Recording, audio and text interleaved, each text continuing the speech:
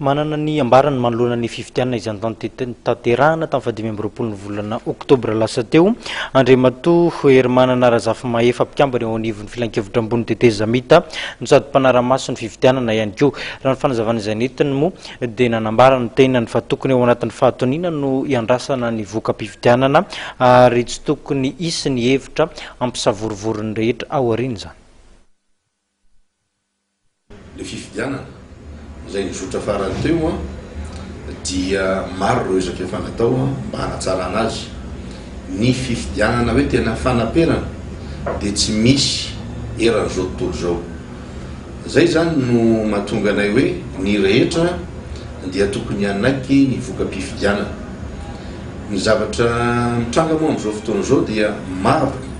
ireo atao hoe fanakianana atao nampilafikery maromaro na hatramin'ireo mpanara-maso iresam-pirenena ary dia samy manao fanampianana ampabe maso eny amin'ny ana-manjery. Toraka izany koa misy fikambanana na kandida dia manao fanakianana ny mpanao politika raha teo moa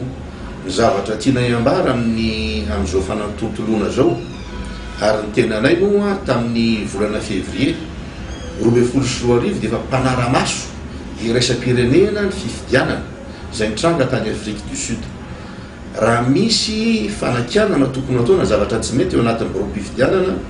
dia anjaran'ny délégué,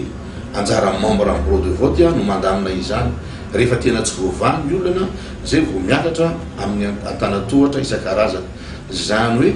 le fanakianana zany dia tokony tsy avoaka any amin'ny ainao manjery zay fomba amam-panao manerana n'izao tontolo zao satria manakorotana ny saim-bahoaka zany ary mety hanapotika ny firenena mihitsy mety handrava amin'ny fifidianana zay natao nefany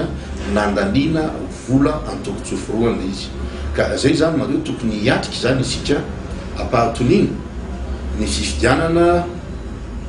zay ho atao amin'ny faharoapolo ny volana desambra ho avy zao ary tokony hiatrika koa ampahatonina ny voka-pifidianana vonjimaika zay afaka roa andro moa zany dia ho avoakan'ny ireo tompon'andraikitra isan-karazany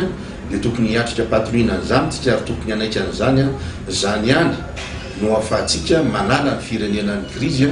fa le fanakianana zay voiziny eno amin'ny eny amanjery dia tsy teraka fa tsy fanaporontanana sy filatsahan'ny firenena ao anaty krizy